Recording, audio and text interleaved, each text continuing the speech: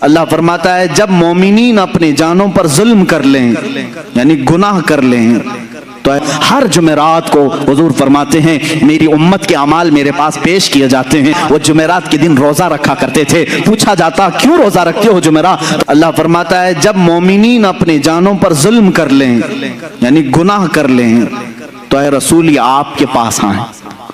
قرآن میں ہے جاؤکا، یہ لفظ ہے قرآن میں، یہ مومنین کیا کریں؟ اے رسول آپ کے پاس آئیں، اللہ سے اپنے گناہوں کی بخشش طلب کریں۔ لیکن طریقہ اللہ نے کیسے بتایا؟ پہلے کہاں آئیں؟ رسول کے پاس آئیں، رسول کے پاس آئیں اور اپنے گناہوں کی بخشش طلب کریں۔ واستغفر لهم الرسول، اس پر مزید ایک اور شرط ہے، رسول بھی ان کے لیے سفارش کریں۔ بات سمجھ میں آ رہی؟ جب گناہ ہو جائیں توبہ اور بخشش کا ذریعہ اللہ نے جو بتایا، قرآن کی بات کر رہا ہوں، جاؤک اے رسول یہ مومنین آپ کے دربار میں آئیں، اللہ سے بخشش مانگیں اور رسول بھی ان کے لیے سفارش کریں، لوجد اللہ تواب الرحیم، پھر وہ اللہ کو توبہ قبول کرنے والا پائیں گے، رحم کرنے والا پائیں گے۔ یہ آیت ہے۔ اب میں آپ سے پوچھتا ہوں، رسول اگر ختم ہو چکے معاذ اللہ رب العالمین، جیسا کہ دوسروں کا عقیدہ ہے، مردہ ہیں، تو قرآن جو کہہ رہا ہے کہ مومنین اپنے جانوں پر ظلم کریں تو اے رسول آپ کے پاس آئیں، تو کیا کسی مردے کے پاس جانے کو قرآن حکم دے رہا ہے؟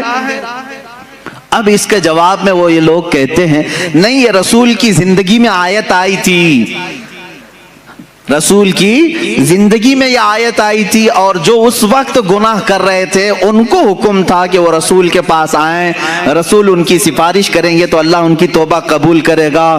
میں ان سے کہتا ہوں میرے عزیز پھر ہمارا کیا قصور ہے؟ قرآن کیا اسی زمانے کے لیے اترا تھا یا قیامت تک کے لیے آیا ہے؟ قرآن کب تک کے لیے ہے؟ قیامت تک کے لیے۔ میرے عزیز قرآن کی آیت صبح قیامت تک کے لیے ہے، یہ صرف اس زمانے کے مسلمانوں کے لیے آیت نہیں آئی، صبح قیامت تک کے مومنوں کے لیے آیت آئی ہے کہ اگر تم میں سے کسی سے گناہ ہو جائے تو تم کہاں جاؤ؟ کہاں جاؤ گے؟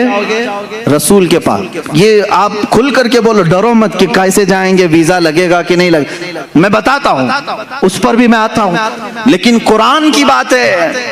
اللہ نے کیا فرمایا؟ اگر گناہ ہو جائیں تو تم کہاں جاؤ؟ پھر ڈر ہے آپ کو؟ کہاں جائیں؟ رسول کے پاس جائیں۔ اب رسول کے پاس جانے کے بعد دو کام ہیں آپ کے، ایک آپ کی طرف سے، ایک رسول کی طرف سے۔ آپ اللہ کی بارگاہ میں توبہ کریں گے، رسول آپ کی سفارش کریں گے، تب آپ کی توبہ قبول ہوگی۔ اب آپ سوال آتا ہے، ہر ایک کی طاقت نہیں سفر کرنے کی، کیسے جائیں مدینے؟ ٹکٹ مہنگا ہے، اب تو لاک ڈاؤن میں ویزا بھی نہیں لگتا ہے، تو کیا اللہ تبارک تعالیٰ کسی بندے کو اس کی طاقت سے زیادہ کا حکم دے گا؟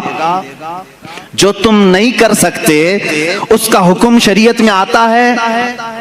اسلام نام ہی ہے اس چیز کا، اللہ بندے پر اتنا ہی حکم ڈالتا ہے جتنا وہ کر سکتا ہے، جو نہیں کر سکتا اس کا حکم نہیں آئے گا۔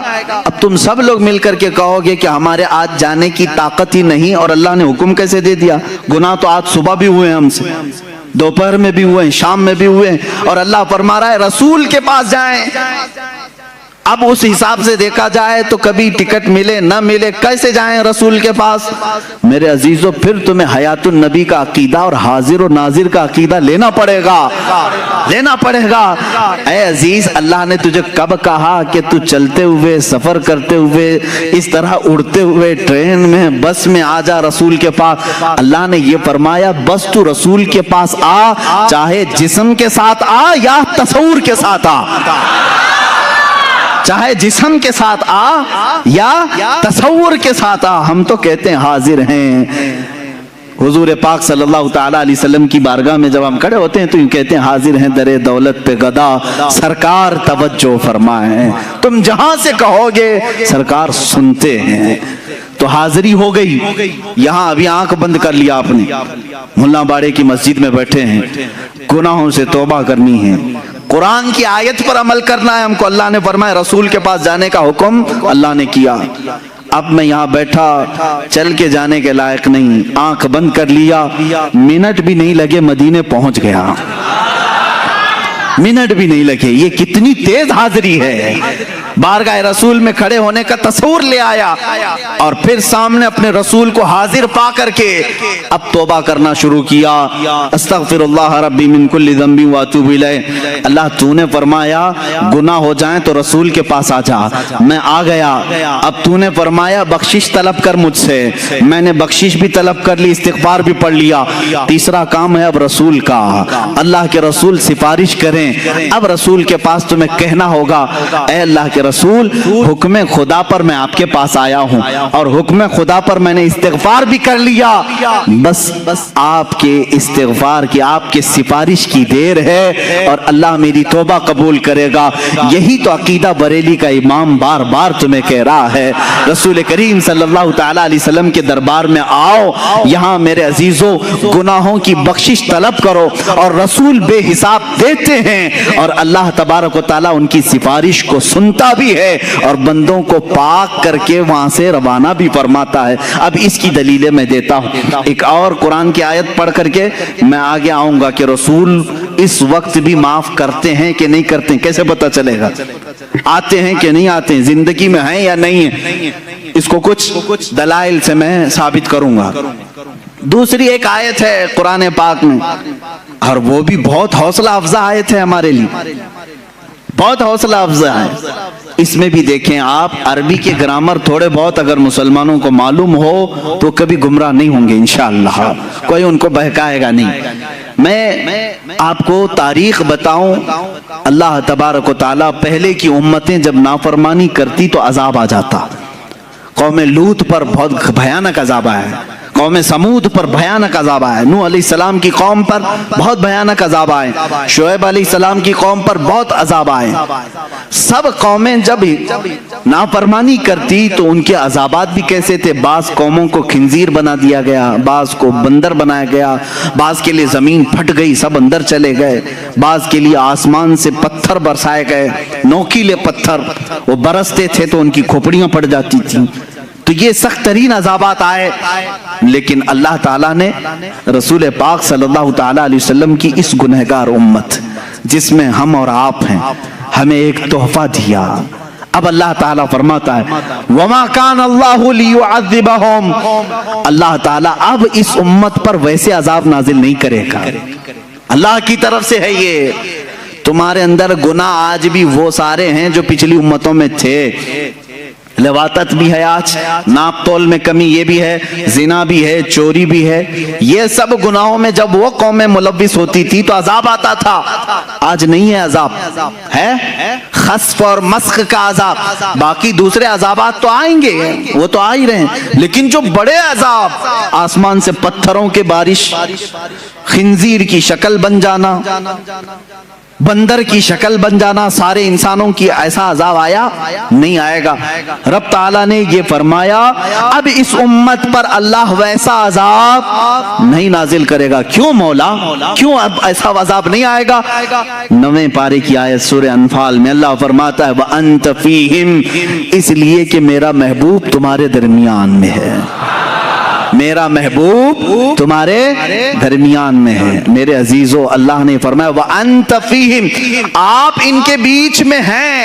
اب یہاں پر بھی وہی قاعدہ ہے جو کلمے کا میں نے بتایا، رسول کو اس وقت کہا گیا تھا آپ ان کے بیچ میں ہیں، وہ 100 سال پہلے بھی ہمارے بیچ میں تھے، 1000 سال پہلے بھی ہمارے بیچ میں تھے، کل بھی ہمارے بیچ میں تھے، آج بھی ہمارے بیچ میں ہیں، اور رسول پاک صلی اللہ تعالیٰ علیہ وسلم ہمارے درمیان ہیں۔ یہ کون کہہ رہا ہے؟ اللہ رب العزت۔ کہاں فرما رہا ہے؟ قرآن پاک میں۔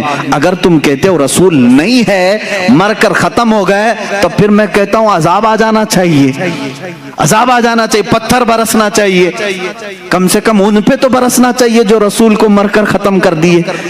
نہیں نا، ان کے عقیدہ رکھنے سے رسول ختم تو نہیں ہوتے۔ رسول پاک صلی اللہ تعالیٰ علیہ وسلم اپنی قبر انور میں زندہ ہیں، اور اسی وجہ سے اللہ تعالیٰ نے بھیانک عذابوں کو روک لیا ہے، भयानक अजाब रोक लिए गए हैं। अजीजान गिरामी वक़ार, यहाँ से ये बात साबित हुई कि रसूल पाक सल्लल्लाहु ताला अलैहि वसल्लम अपनी उम्मत के दरमियान हमेशा रहेंगे, हमेशा रहेंगे। वान तफीहिम। और एक बात मैं आपको बता दूं, एक बड़ी बात, मीलाद भी हम मना रहे हैं और मीलाद ही के तो मजालिस है ना, मीलाद की महफिलें हैं। अब यहाँ से कुछ चीजें समझनी पड़ती हैं। देखें, दुनिया का एक उसूल है, जिसके लिए महफिल सजाते हैं, जिसके लिए महफिल सजाते हैं, जब तक वो रहता है तब तक महफिल है कि नहीं? जब तक वो रहता है तब तक वो महफिल है।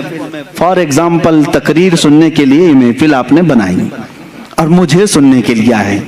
मैं चला जाऊंगा तो आप बैठे रहेंगे, थोड़े लोग अल्लाह अल्लाह करने वाले बैठे रहते हैं, लेकिन जो महफिल थी वो नहीं कहलाएगी। बाद में नमाज पढ़ने वाले नमाज पढ़ रहे होंगे, जिक्र करने वाले जिक्र करें, मैं उनसे नहीं कह रहा हूं, लेकिन ये महफिल चली जाएगी, क्योंकि मुकर्रिर गया, महफिल भी गई।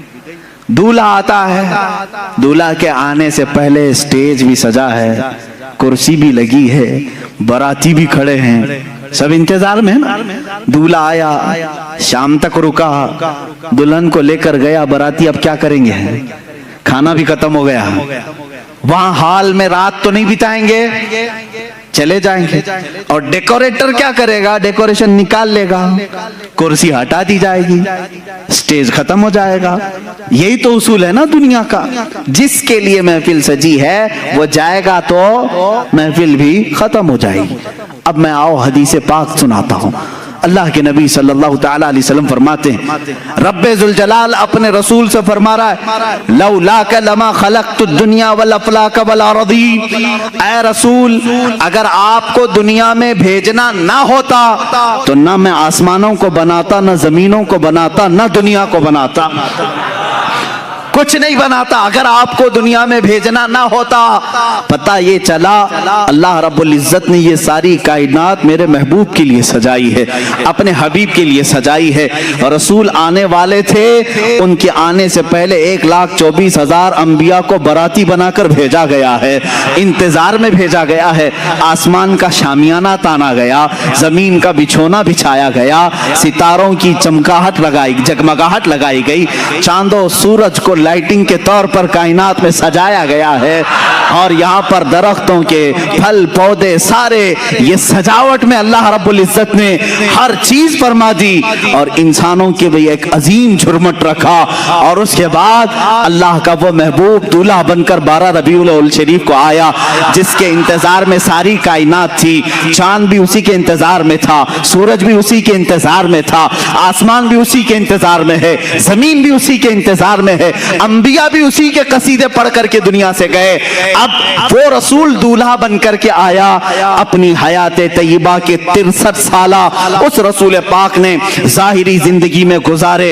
अब मैं आपसे सवाल करता हूं, रसूल 63 साल के बाद अपने आप को पर्दा फरमा लिया, हमारे चश्मे आलम से रूपोश हुए।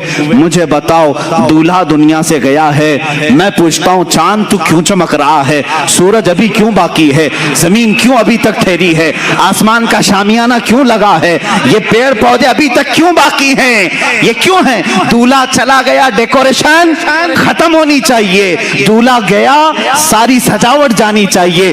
तो तुम्हें चांद झिल्ला करके कहेगा, जलाल में सूरज कहेगा, नादान तू क्या समझ रहा है, दूल्हा गया नहीं, दूल्हा अब भी मौजूद है, दूल्हा अब भी मौजूद है। चांद का की जगमगाहट, सूरज का ये चमकना, तारों की झिलमिलाहट और पेड़ पौधों की खूबसूरती, ये समंदरों का लहलहाना, जमीन का बिछोना, आसमान का आशियाना, ये इस बात की गम्माज है, इस बात की दलील है कि दूल्हा अब भी हमारे दरमियान मौजूद है। ये और बात है कि चंद आलम के लिए वो अपने आप को पर्दे में रखा है, फिर दूल्हा अपनी और आला शान के साथ कयामत के दिन रोनमा होगा।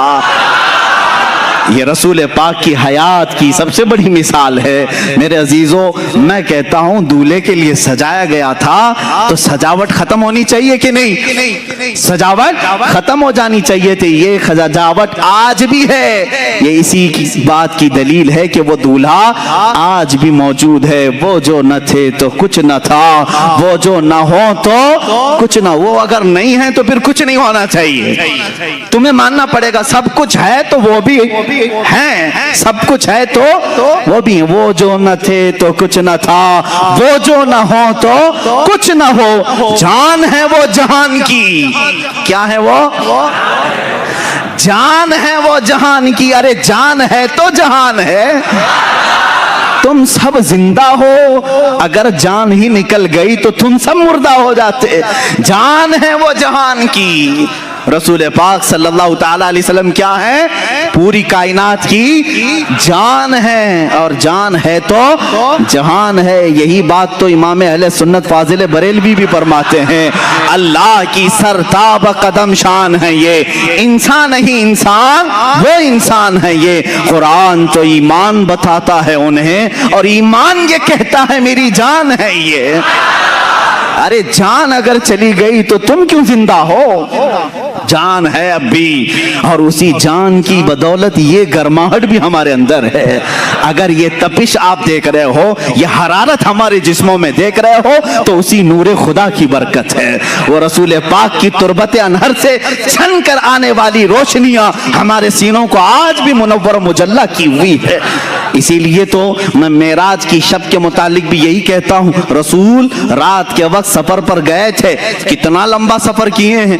صرف اگر مکہ سے بیت المقدس کا سفر ناپ لیں تو 1.5 مہینے کا سفر تھا, اور اس کے بعد آسمانوں کا سفر. خود میرے آقا فرماتے ایک آسمان سے دوسرے آسمان کی مسافت 500 سال اگر گھوڑا دوڑے تو بھی نہیں طے کر پائے گا.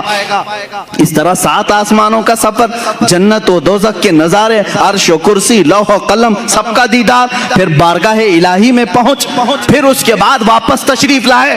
لیکن یہاں حیرت اس بات کی ہو رہی ہے, رسول جتنا چاہے لمبا سفر کریں, جب یہ کہا جاتا ہے زنجیر بھی ہلتی رہی, بستر بھی رہا گرم, تا عرش گئے پھر آئے محمد صلی اللہ تعالی علیہ وسلم. اب عقلیں حیران ہوتی ہیں, شارٹ ٹائم میں, اتنے وقت میں بستر گرم کتنی دیر رہتا ہے؟ 1 منٹ 2 منٹ. زنجیر دروازے کی کب تک ہلے گی؟ 1 منٹ 2 منٹ.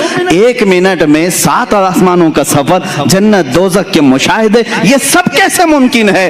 تب بعض محققین نے یہی کہا میرے عزیزوں, وہ جانے کائنات ہے, وہ جانے کائنات ہے. اللہ نے کائنات کی جان کو اپنی بارگاہ میں بلایا تھا, تو کائنات کا جو نظام تھا, ٹائم تھا, جہاں تھا وہیں رک گیا. اس لیے کہ جان نہیں ہے تو گھڑی بھی نہیں چلتی ہے. گھڑی میں ابھی 11 بج رہے ہوں, 10 بج رہے ہوں, سیل نکال لیا تو وہیں رکے گی کہ نہیں رکے گی؟ اور تم 4 گھنٹے کے بعد سیل ڈالو گے تو 4 بجے سے نہیں چلے گی. کہاں سے چلے گی؟ 12 پہ اگر سیل نکالا تھا 12 سے ہی چلنا ہے, اس لیے کہ تم نے اس کی جان نکالی تھی. اب جب جان ڈالو گے وہیں سے چلے گی. میں رات کی شب مصطفیٰ کریم صلی اللہ علیہ وسلم کو رب نے اپنی جلوں میں بلایا, وہ جانے کائنات کو اپنی بارگاہ میں بلایا. تو میں کہتا ہوں وہ سفر 500 سال کا تھا کہ 5000 سال کا تھا یا 5 لاکھ سال کا تھا, یہ ہمیں معلوم نہیں. لیکن کائنات کو رسول نے جہاں چھوڑا تھا وہ وہیں رکی تھی. جب وہ جانے کائنات واپس آئی تو جہاں وقت رکا تھا وہیں سے پھر چل پڑا. یہ ہے معجزہ میرے آقا صلی اللہ علیہ وسلم کا. تمہیں ماننا پڑے گا وہ جانے کائنات ہیں, وہ اصل کائنات ہیں, وہ مقصود کائنات ہیں. رسول کریم صلی اللہ تعالی علیہ وسلم کی جب اس حیثیت کو تم سمجھو گے تب پھر تم حضور کے حیات کا انکار نہیں کرو گے. حضور پاک کو مردہ, مر کر مٹی میں ملنے والا, اس طرح کے جسارت والے, جرت والے کلمات نہیں بکو گے. تمہیں یہ معلوم ہونا چاہیے وہ عام بشر نہیں ہیں, وہ نوری بشر ہیں اور اللہ کے حبیب ہیں, اللہ کے محبوب ہیں. اللہ نے جب اپنے فرشتوں کو اتنی طاقت دی ہے تو اپنے خاص محبوب کو کتنی طاقت دی. وہ اللہ کے حبیب صلی اللہ تعالی علیہ وسلم حیات میں ہیں. اب میں آپ کو بتاؤں حضور اکرم صلی اللہ تعالی علیہ وسلم کی حیات طیبہ بعد وفات اگر نہ ہو تو صحابہ کبھی حضور کے پاس نہیں جاتے. ایک صحابی ہیں حضرت ابو ایوب انصاری رضی اللہ تعالیٰ عنہ، نام سنے کہ نہیں؟ حضرت ابو ایوب انصاری میزبان رسول ہیں، سب سے پہلے مدینہ طیبہ میں حضور کی میزبانی کا شرف حاصل کرنے والے، اور صحابہ میں یہ بڑے محترم تھے، معزز تھے، صحابہ ان کی ادب بھی کرتے تھے، حضور پہلے ان کے گھر قیام فرمائے۔ ایک بار ایسا ہوا کہ خلفائے راشدین کا زمانہ ختم ہو چکا تھا، حضرت ابو ایوب تھے اس زمانے میں، امیر معاویہ رضی اللہ تعالیٰ عنہ کا زمانہ بھی ختم ہو چکا تھا تقریباً، یا حضرت امیر معاویہ کے زمانے میں مروان نام کا ایک شخص، مروان بن حکم، یہ مدینے کا گورنر بنایا گیا، مدینے کا گورنر بنایا گیا۔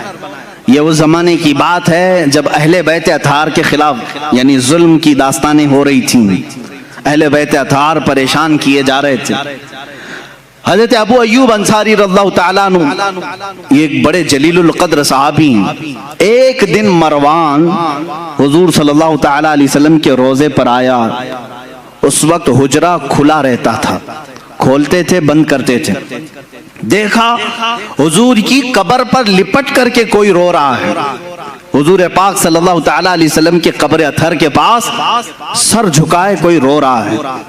مروان پیچھے سے آیا، گورنر تھا، مدینے کا گورنر تھا، پیچھے سے اس نے گردن پکڑی، کہا کون ہے یہ بوڑھا شخص یہاں اس وقت یہاں آیا ہے؟ تو پلٹے بغیر جب انہوں نے آواز دی تو گھبرا گیا، پہچانی ہوئی آواز دکھ رہی، وہ کھڑے ہو گئے تو وہ ڈر گیا، کیونکہ حضرت ابو ایوب انصاری تھے، میزبان رسول تھے۔ اب انہوں نے جو جملہ کہا وہی ہمارا عقیدہ ہے، انہوں نے کہا لم آتی بحجر بل آتی الی رسول اللہ صلی اللہ علیہ وسلم۔ اے مروان تو کیا سمجھ رہا ہے، میں کسی پتھر کے پاس نہیں آیا، میں اللہ کے رسول کے پاس آیا ہوں۔ اب اس صحابی کو پوچھو اللہ کے رسول کے پاس، قبر کو آپ اللہ کا رسول کہہ رہے ہیں، قبر کو اللہ کا رسول کہہ رہے ہیں، جبکہ قبر میں ہیں حضور، وفات ہو کر کے بھی 40 سال ہو گئے۔ حضرت ابو ایوب کہہ رہے ہیں میں رسول اللہ کے پاس آیا ہوں، اس کا مطلب ہے وہ اللہ کے رسول کو زندہ تسلیم کرتے تھے۔ صحابہ کا بھی عقیدہ یہی ہے جو ہم کہہ رہے ہیں، تو زندہ ہے واللہ، تو زندہ ہے واللہ۔ ایک صحابی نہیں، حضرت سعید ابن مسیب رضی اللہ تعالیٰ عنہ، یہ مشہور تابعی ہیں، افضل ترین تابعی مدینہ طیبہ کے۔ حرہ کا جب موقع پیش آیا، یعنی یزید کی حکومت آئی تو مدینے پر اس نے چڑھائی کروائی تھی، مدینے والوں سے جنگ کیا تھا، جس کی وجہ سے 3 دن تک مسجد نبوی میں نماز نہیں ہوئی۔ یزید کے زمانے میں مدینے کے لوگوں کو مارا گیا تھا بہت خطرناک طریقے سے، اس کو حرہ کہتے ہیں۔ اب یزید کی گورنری کے زمانے میں جب مسجد نبوی لوگ آ ہی نہیں رہے تھے، جنگ چل رہی تھی، سعید ابن مسیب رضی اللہ تعالیٰ عنہ فرماتے ہیں میں مسجد نبوی میں اکیلا رہ گیا تھا، دروازے بند کر لیے، لاک ڈاؤن والی سچویشن ہے، سوچ لیں ان کے زمانے میں ہوا تھا 3 دن کے لیے ہی، لیکن وہ تابعی کیا کہتے ہیں، جب نہیں ان سے پوچھا گیا، وہ اذان بھی دیتے تھے، اقامت بھی دیتے تھے اور نماز بھی پڑھ لیتے تھے، ٹائم کا پتہ جب چلے، جب باہر نکلے ہیں، مسجد کے دروازے بند اور اندر رہتے تھے۔ وہ تابعی فرماتے ہیں ہر نماز کے وقت جیسے ہی نماز کا وقت آتا، قبر رسول سے اذان کی آواز آتی تھی، میں اذان کی آواز سنتا تھا اور اسی آواز پر میں مسجد نبوی میں اقامت بولتا اور نماز پڑھتا تھا۔ یہ کون کہہ رہا ہے؟ تابعی۔ اور تم اتنے زمانے کے بعد کہہ رہے ہو وہ مر کر مٹی میں مل گئے، انہوں نے تو قبر رسول سے اذان کی آواز سنی، اذان کی آواز سنی۔ عزیزان گرامی وقار، 1 2 نہیں کئی مثالیں ہیں اس طرح کی، رسول پاک صلی اللہ تعالیٰ علیہ وسلم کی حیات کے متعلق، وفات کے بعد کی حیات کے متعلق، کئی لوگوں نے میرے آقا صلی اللہ تعالیٰ علیہ وسلم کا دیدار بھی کیا، زیارت سے مشرف بھی ہوئے ہیں حضرت سیدنا احمد کبیر رفاعی رحمۃ اللہ تعالی علیہ. یہ بغداد مقدسہ سے چل کر مدینہ طیبہ حاضری دی. مشہور ہے روایت، رسول کریم صلی اللہ تعالی علیہ وسلم کی بارگاہ میں انہوں نے کیا مانگا تھا معلوم ہے؟ سوال کیا کیا تھا انہوں؟ سیدھے انہوں نے یہی سوال کیا، ہم جائیں تو الگ الگ چیزیں پوچھیں. وہ اللہ کے ولی تھے حضرت احمد کبیر رفاعی رحمۃ اللہ تعالی علیہ. سوال یہ کرتے ہیں، اے اللہ کے رسول، سنا ہے آپ کسی بھی فقیر کو لوٹاتے نہیں، مایوس نہیں بھیجتے، بس بندے کی یہ طلب ہے کہ آپ اپنی قبر انور سے ہاتھ نکالیں، مسافہ کرتا ہوں. اللہ اکبر. 400 سال کے بعد کی بات ہے یہ، اور کتابوں کی روایت کرنے والوں نے یہ روایت کیا، قبر رسول سے ہاتھ باہر آیا، انہوں نے مسافہ بھی کیا. عزیزان گرامی وقار، اگر حیات النبی کے متعلق تم مجھ سے سوال کرتے جاؤ اور میں پیش کرتا ہوں. حضرت عروہ بن زبیر رضی اللہ تعالیٰ عنہ، یہ بھی تابعین، 60 ہجری میں، حضور کی وفات 11 ہجری میں ہو چکی تھی.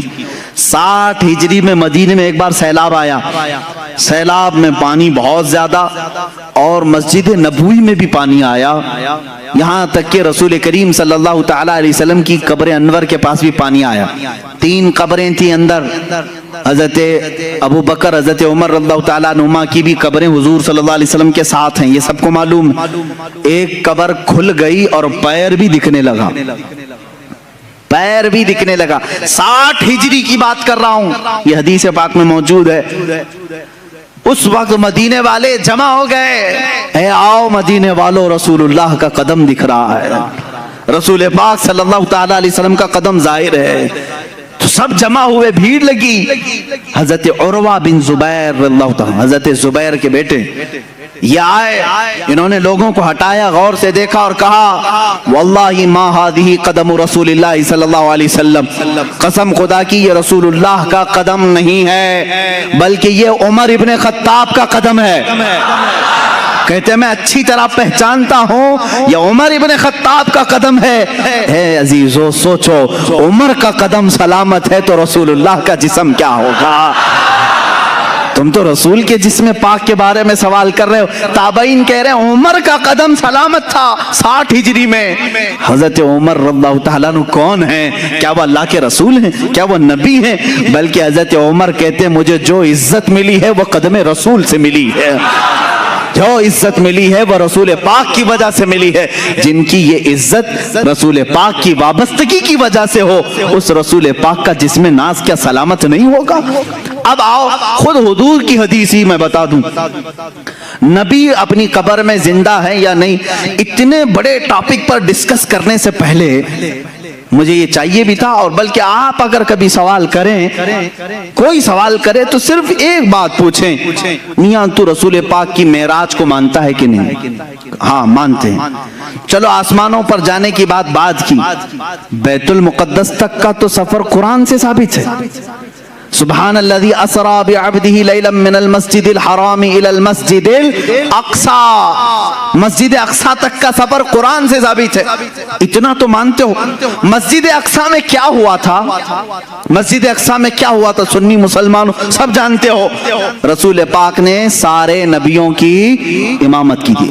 کتنے نبی؟ آدم علیہ السلام سے لے کر عیسیٰ علیہ السلام تک جتنے نبی تھے ان سب کی حضور نے امامت کی تھی. مجھے یہ بتاؤ، یہ 1,24,000 کم و بیش جو نبی آئے تھے وہ کب کے نبی تھے؟ وہ کب کے نبی تھے؟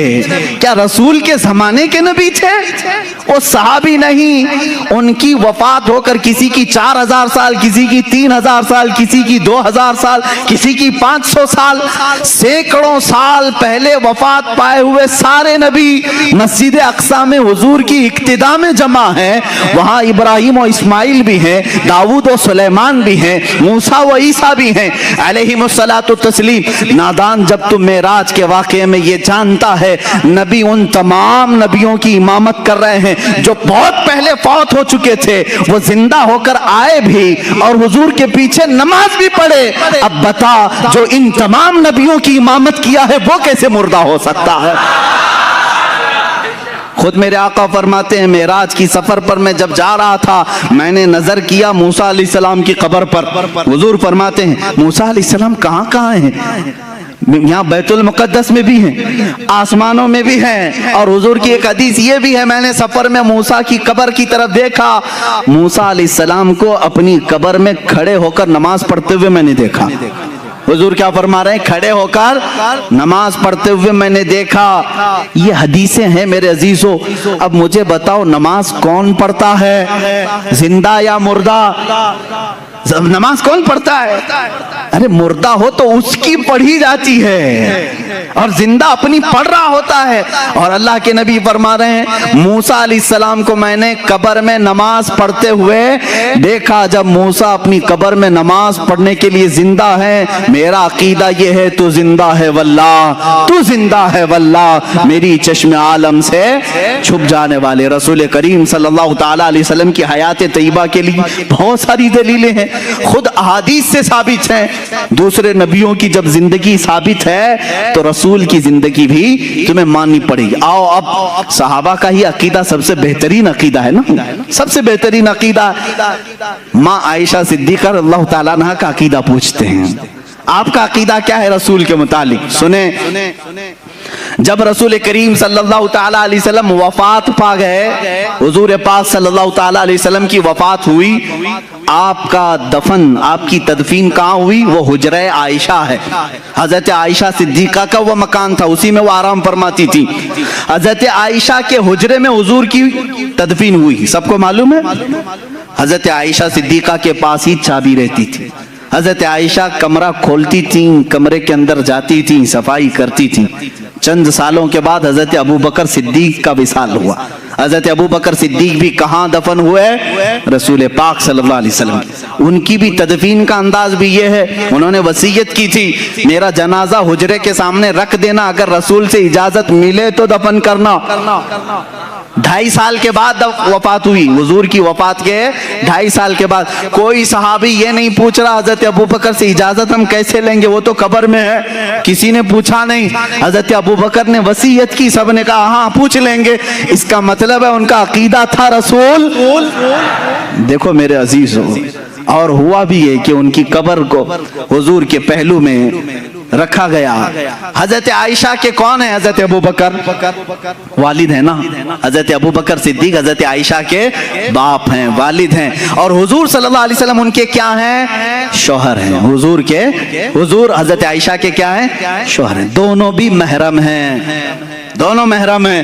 حضرت عائشہ صدیقہ فرماتی جب حضرت عمر دفن ہوئے تو اب وہ اس حجرے میں جانا بند کر دیتی، اب صفائی کے لیے نہیں جاتی تھی.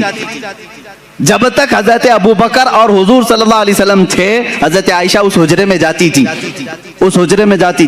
جب حضرت عمر اس میں دفن ہو گئے آپ نے چابی دوسرے کے ہاتھ میں دے دی اور وہاں نہیں جانے لگی. کسی نے پوچھا اماں آپ پہلے جاتی تھی اندر حجرے میں، اب کیوں نہیں جاتی؟ کہتی ہیں رسول میرے محرم تھے، ابو بکر میرے محرم تھے، عمر میرے لیے غیر محرم ہے، میں ان سے پردہ کرنے کے لیے نہیں جاتی. مجھے بتاؤ اماں عائشہ، پردے کا حکم تو زندوں کے لیے ہے، پردے کا حکم کس کے لیے ہے؟ زندوں کے لیے. ماں عائشہ صدیقہ حضرت عمر کے قبر میں جانے کے بعد پردہ کر رہی ہیں. اس کا مطلب ہے عائشہ صدیقہ کا عقیدہ تھا کہ عمر اپنی قبر سے انہیں دیکھ رہے ہوں گے. پردہ کس سے کریں گے؟ جو دیکھے گا نا. حضرت عمر جب حضرت عائشہ کو دیکھ سکتے ہیں، اللہ کے رسول اپنی قبر سے پوری امت کو کیوں نہیں دیکھ رہے ہوں گے؟ اے میرے عزیزو، یہ عقیدہ صحابہ کا ہے، ایک دو نہیں. اور بھی چیزیں میں تمہارے سامنے رکھوں. اب آؤ اور ایک دلیل میں بتاؤں. ہم اور آپ مر جائیں، ہماری بیویاں عدت گزارنے کے بعد دوسرے سے نکاح کر سکتی ہیں، ہے کہ نہیں کر سکتی؟ کسی عورت کا شوہر انتقال کر گیا، مر گیا، تو عدت گزارے 4 مہینہ 10 دن، اس کے بعد دوسرے سے چاہے تو وہ نکاح کر سکتی ہے. اسلام نے اجازت دی. لیکن رسول پاک کی ازواج مطہرات کی یہ خصوصیت ہے کہ وہ زندگی بھر کبھی کسی دوسرے مرد سے نکاح نہیں کر سکتی. حضور کی وفات کے بعد بھی کئی ازواج مطہرات باحیات رہیں.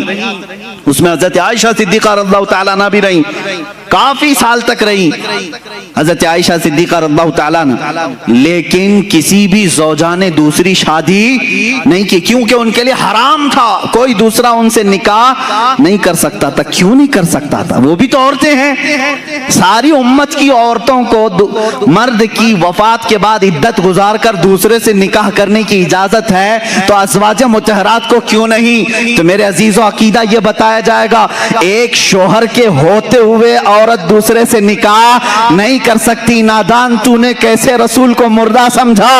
وہ آج بھی رسول کی ازواج ہیں، وہ قیامت تک رسول کی بیویاں ہیں، کوئی دوسرا مرد ان کا شوہر نہیں ہو سکتا۔ تم اور ہم ہیں، موت کے بعد رشتے ختم ہو جائیں گے، وہ رسول ان کے زوج ہیں، شوہر ہیں قیامت تک، بلکہ جنت تک بھی وہ ازواج مطہرات کے شوہر ہیں۔ یہ دلیل ہے اس بات کی کہ رسول زندہ ہیں۔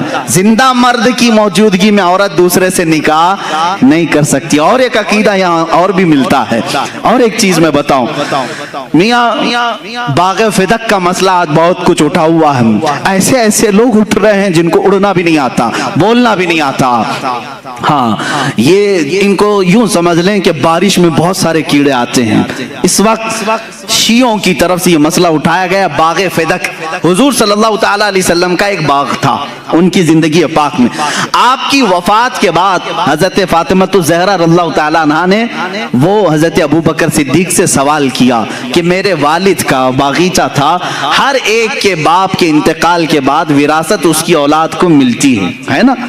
اب حضور کی اولاد میں سوائے حضرت فاطمہ کے کوئی دوسرا تھا نہیں، وراثت میں ان کو ملنا چاہیے تھا باغیچہ، لیکن حضرت ابوبکر صدیق نے یوں فرمایا، اے بطول، اے فاطمہ بنت محمد صلی اللہ علیہ وسلم، آپ کی عظمت، آپ کی شان بہت بلند و بالا، لیکن میں نے آپ ہی کے والد گرامی سے ایک حدیث سنی ہے۔ حضور نے فرمایا، نحن معاشر الانبیاء لا نورث درہما ولا دینارا۔ حضور نے فرمایا ہے، ہم انبیاء کی جو جماعت ہے، ہم وراثت میں کوئی مال نہیں چھوڑتے، اور جو کچھ بھی چھوڑ جائیں وہ پوری امت کے لیے صدقہ ہوتا۔ رسول کی وراثت نہیں بانٹی جاتی۔ تو حضرت فاطمہ واپس آ گئی، اتنا ان کے درمیان ہوا تھا، لیکن یہاں ماتھا پیٹ کر کے، سینہ ٹھوک ٹھوک کر کے شیعہ سب کو رلا رلا کر کے کہتے ہیں ہماری ماں فاطمہ کا حق مار لیا تھا ابو بکر نے، صدیق نے جو ہے باغ فدق کھا لیا۔ اے ظالموں، تم اتنا سمجھتے ہو کہ ابو بکر اگر حق کھا لیے ہوتے تو حضرت علی اس وقت کہاں تھے؟ علی کو کیا تم بزدل آدمی سمجھتے ہو؟ ہم سنیوں سے پوچھو، ہم ان کو شیر خدا کہتے ہیں، وہ حیدر کرار کہتے ہیں، جو اپنے ایک بازو سے خیبر کا قلعہ اکھاڑ دے۔ ابو بکر صدیق اگر غلط فیصلہ لے رہے ہوتے، وہ تنہا علی ہی کافی ہوتے۔ حضرت علی نے جب حدیث سنی تو ان کا بھی یہ اقرار تھا، ابو بکر نے جو کہا ہے وہ رسول پاک کی حدیث ہے۔ اگر غلط فیصلہ ابو بکر کر رہے ہوتے تو حضرت فاطمہ کا حق وہ لے کر کے رہتے۔ حضرت علی کا خاموش رہنا اس بات کی علامت ہے کہ صدیق اکبر رضی اللہ تعالیٰ عنہ نے جو فرمایا وہ غلط نہیں تھا۔ اب یہاں ہم یہ نہیں کہیں گے، بعض یہ معاملات نکلے حضرت ابوبکر خطا پر تھے کہ حضرت فاطمہ خطا پر تھی۔ نادانو، تم ہوتے کون ہو ان دونوں کے درمیان خطا ناپنے والے؟ ان دونوں کو خطا پر وہ کہے گا جو ان دونوں سے بڑا ہوگا۔ فیصلہ کون کرے گا ان کے درمیان کی باتیں؟ ان سے جو بڑا ہوگا۔ میں یہ معاملہ اللہ کے حوالے کرتا ہوں، قیامت کے دن اللہ خود ہی فیصلہ فرمائے گا جو بھی معاملہ ان کے درمیان رہا ہو۔ لیکن اہل سنت و جماعت کا عقیدہ یہ ہے، صدیق اکبر رضی اللہ تعالیٰ عنہ اپنی جگہ پر حق تھے، فاطمہ الزہرا رضی اللہ تعالیٰ عنہ اپنی جگہ پر حق تھی، دونوں حق پر ہیں۔ ہم ان میں سے کسی کو بھی غلط نہیں کہتے، بلکہ ان کے متعلق زبان کھولنے کو بھی ہم اپنی ایمان کی تباہی سمجھتے ہیں۔ یہی عقیدہ رہنا چاہیے، یہی عقیدہ رہے۔ اب آؤ میرے عزیزو، یہ بات ہو گئی، باغ فدق کا مسئلہ ہے اور دیگر چیزیں بھی ہیں۔ حضور کی وراثت کیوں نہیں بانٹی گئی؟ نبی کی وراثت کیوں نہیں دی گئی؟ اب اس کو ایک عاشق رسول نے اپنی کتاب میں یوں بیان کیا، کہا ہے میاں جو کچھ بھی وراثت بڑھتی ہے وہ انسان کے مرنے کے بعد، زندگی میں اگر میں کچھ بیٹے کو دے دوں تو اس کو وراثت نہیں کہتے، اس کو کہتے ہیں ہبہ، یہ بخشش ہے، یہ دے دیا باپ نے۔ موت کے بعد وراثت بڑھتی ہے، ظاہر سی بات ہے، باپ کو گھر میں رکھا اور وراثت کی بات کر رہے ہو تو نہیں، یہ وراثت نہیں ہے، تم جائیداد کی لڑائی کہہ سکتے، وراثت نہیں۔ باپ کو قبر میں دفن کر کے آئے اس کے بعد وراثت بڑھتی ہے۔ ایک عاشق رسول نے کیا خوب کہا، وراثت مرنے کے بعد مردوں کی تقسیم کی جائے، وہ وراثت کو تقسیم کرے میرے رسول کی جو رسول کو مردہ تسلیم کرے۔ ہم تو رسول کو زندہ سمجھتے ہیں، کائنات کے ہر چپے پر آج بھی وہ مالک و مختار ہیں، آج بھی وہ مالک ہیں، تو مالک کے ہوتے ہوئے وراثت کے بانٹنے کی ضرورت کیا ہے؟ فاطمہ کے باپ آج بھی باغ فدق کے مالک ہیں۔ ہمارا عقیدہ تو یہ ہے۔ عزیزان گرامی وقار، آخری باتوں کی طرف آتا ہوں۔ رسول پاک صلی اللہ تعالی علیہ وسلم کی وراثت نہیں تقسیم کی گئی، اس بات کی علامت ہے کہ وہ ہم میں زندہ ہیں۔ یہی عقیدہ ہے نا، رسول پاک ہم میں زندہ ہیں، وہ اپنی قبر اطہر میں زندہ ہیں۔ وہ زندگی کی کیفیت کیا ہے یہ اللہ بہتر جانے، وہ کیسی زندگی ہے، لیکن ہمیں اتنا معلوم ہے اللہ تعالیٰ نے یہاں موجودہ جو زمین پر زندگی ہوتی ہے اس سے ہزاروں لاکھوں درجے افضل زندگی ان کو قبر اطہر میں عطا کیا ہے۔ وہ رسول پاک صلی اللہ تعالی علیہ وسلم آج بھی دستگیری فرماتے ہیں، آج بھی دستگیری فرماتے ہیں۔ یہ الگ عنوان ہے کہ اب رسول مدد کرتے ہیں کہ نہیں کرتے، بس اتنا سمجھ لو کہ زندہ ہیں تو مدد بھی کریں گے انشاءاللہ۔ جن کے لیے مر گئے ان کے لیے مدد بھی نہیں ہے۔ ہم تو کہتے ہیں رسول پاک صلی اللہ تعالی علیہ وسلم کے متعلق کہ ہم حضور پاک صلی اللہ تعالی علیہ وسلم کو دستگیری کرنے والا، مدد کرنے والا تصور کر کے ہی تو یہ شعر پڑھتے ہیں نا آقا کی بارگاہ میں، یا رسول اللہ شافی و نافی ہو تم، وافی و کافی ہو تم، درد کو کر دو دوا، تم پہ کروڑوں درود، آنکھ عطا کیجئے اس میں ضیا دیجئے، جلوہ قریب آ گیا تم پہ کروڑوں درود، بے ہنر و بے تمیز کس کو ہوئے ہیں عزیز، ایک تمہارے سوا تم پہ کروڑوں درود، گندے نکمے کمی مہنگے ہیں کوڑی کے تین، کون ہمیں پالتا تم پہ کروڑوں درود، تم ہو حفیظ و مغیث کیا ہے وہ دشمن خبیث، یا رسول اللہ تم ہو حفیظ و مغیث کیا ہے وہ دشمن خبیث، تم ہو تو پھر خوف کیا تم پہ کروڑوں درود۔ الحمدللہ آج ہمیں خوف نہیں ہے، ڈر نہیں ہے، اس لیے کہ ہمارے ساتھ اللہ کا رسول ہے۔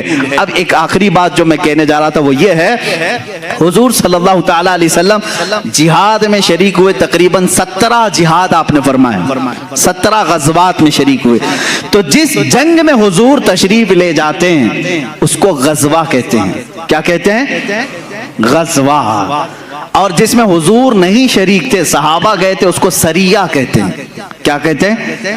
یہ دونوں ڈیفینیشن یاد رہنا چاہیے۔ بدر میں حضور تھے بنفس نفیس، تو اس کو کیا کہیں گے؟ غزوہ بدر، جس میں حضور پاک صلی اللہ تعالی علیہ وسلم اپنے جسم اطہر کے ساتھ شریک رہے، جیسے جنگ احد، اس کو بھی کیا کہیں گے؟ غزوہ احد۔ غزوہ کہتے ہیں جس میں حضور شریک رہے۔ لیکن ایک جنگ کا تذکرہ ملتا ہے غزوہ ہند، یہ مسئلہ چھیڑتے ہی کچھ لوگوں کے پیٹ دکھنے لگتے ہیں آج۔ ہاں لیکن یہ حدیث پاک ہے، بہت سارے پنڈت ڈسکس کر رہے ہیں غزوہ ہند ہونے والا ہے، غزوہ ہند ہونے والا ہے۔ ہاں وہ ڈسکس کر رہے ہیں کیونکہ حدیثوں کی کتابیں پڑھے ہوں گے، اچھی بات ہے، تم پڑھ کر کے ہی ڈرتے رہو۔ یہ اور بات ہے کہ سنی ابھی تک سوئے ہوئے ہیں، مسلمان ابھی تک سوئے ہوئے ہیں، ہمارے پاس تو کوئی ایسی چیز دکھتی نہیں ہے، لیکن یہ اللہ ہی کی مدد ہے، ابھی سے ڈر ہے۔ خیر میں ان تمام چیزوں پر نہیں جا رہا ہوں، لیکن اتنی بات ہے کہ غزوہ ہند کیا ہے۔ حضرت ابو ہریرہ رضی اللہ تعالیٰ عنہ روایت کرتے ہیں ایک غزوہ ہوگا، 2 غزووں کے بارے میں حضور نے جنت کی بشارت دی، ایک قسطنطنیہ استنبول فتح کرنے والا لشکر، اور ایک ہند میں آخری وقت قیامت کے قریب ایک غزوہ ہوگا، اس میں شریک جتنے ہوں گے حضور فرماتے ہیں وہ بے حساب جنت میں جائیں گے۔ حضرت ابو ہریرہ فرماتے ہیں اگر میں جی لیا اپنا سب کچھ بیچ کر میں ہندوستان جاؤں گا. کون کہتے ہیں؟ حضرت ابو ہریرہ. اب وہ غزوے کی ڈیٹیل پھر کسی موقع پر عرض کروں گا, غزوے کی ڈیٹیل پھر کبھی عرض کرتا ہوں, لیکن مجھے یہاں پر بات یہ کرنی ہے, یہ قیامت کے قریب ہونے والا ہے, قیامت کے قریب ہونے والا ہے, اور اس کو کہا کیا جا رہا ہے؟ غزوہ ہند. اور غزوے کی ڈیفینیشن میں نے کیا بتایا؟ جس میں رسول پاک, تو یہ تو ابھی ہو رہا ہے. غزوہ کیسے؟ محدثین نے کہا اے لوگو گھبراؤ مت, اس غزوے میں بھی رسول تشریف لائیں گے. حضور پاک صلی اللہ تعالی علیہ وسلم روحانیت کے ساتھ جلوہ بار ہوں گے, اس لیے اس کو جنگ ہند نہیں کہا گیا, غزوہ ہند کہا گیا ہے. غزوہ ہند کہا گیا. اس سے پتہ چلتا ہے کہ رسول قیامت تک زندہ ہیں اور جنگوں کی قیادت بھی کریں گے انشاءاللہ. ہم غریبوں کے آقا پہ بے حد درود, ہم فقیروں کی ثروت پہ لاکھوں سلام. میرے آقا صلی اللہ تعالی علیہ وسلم کی حیات طیبہ کو یقین کے ساتھ رکھو میرے عزیزو. رسول کریم صلی اللہ تعالی علیہ وسلم ہیں, سنتے بھی ہیں, دیکھتے بھی ہیں, مدد بھی فرماتے ہیں. اس عقیدے کے ساتھ جیو گے, بہت ساری چیزوں میں تمہارے تمیز آ جائے گی, بہت ساری چیزوں میں سدھار آ جائے گا. بلکہ آپ کو یہ بھی بات میں بتاؤں, ہر جمعرات کو حضور فرماتے ہیں میری امت کے اعمال میرے پاس پیش کیے جاتے ہیں. کیا مردوں کے پاس اعمال پیش کیے جائیں گے؟ حضور فرماتے ہیں میری امت کے اعمال میں ہر جمعرات کو دیکھتا ہوں, اچھے ہوں تو اللہ کا شکر بجا لاتا ہوں, برے ہوں تو اللہ کی بارگاہ میں استغفار کرتا ہوں. میرے آقا ہر جمعرات اپنی امت کے احوال سن رہے ہیں, فرشتے پہنچا رہے ہیں. اب بھی عقیدہ نہیں تمہارا کہ رسول زندہ ہیں, ہمارے اعمال بھی دیکھ رہے ہیں. اس لیے میرے عزیزو اب اس عقیدے کے ساتھ اٹھو, یہ جمعرات آئے گی تو خیر مناؤ, کہیں میرے برے اعمال میرے آقا کے پاس نہ چلے جائیں, حضور کی بارگاہ میں میری برائیاں میرے گناہ نہ پیش کیے جائیں. اس لیے جمعرات آنے سے پہلے توبہ کر لوں, کچھ نیکیاں کر لوں, تاکہ میرے آقا صلی اللہ علیہ وسلم کے دربار میں اچھائیاں پیش کی جائیں. اسی لیے بزرگان امت کا یہ طریقہ رہا ہے, وہ جمعرات کے دن روزہ رکھا کرتے تھے. پوچھا جاتا کیوں روزہ رکھتے ہو جمعرات, تو یہ کہتے آج رسول کے پاس اعمال جا رہے ہیں, اگر آج جائیں گے تو رسول کو فرشتے یہ بھی بتائیں گے فلاں کا بیٹا یا رسول اللہ آج روزے سے ہے. میرے آقا کی بارگاہ میں روزے کے عالم میں پیش ہونا چاہتا ہوں.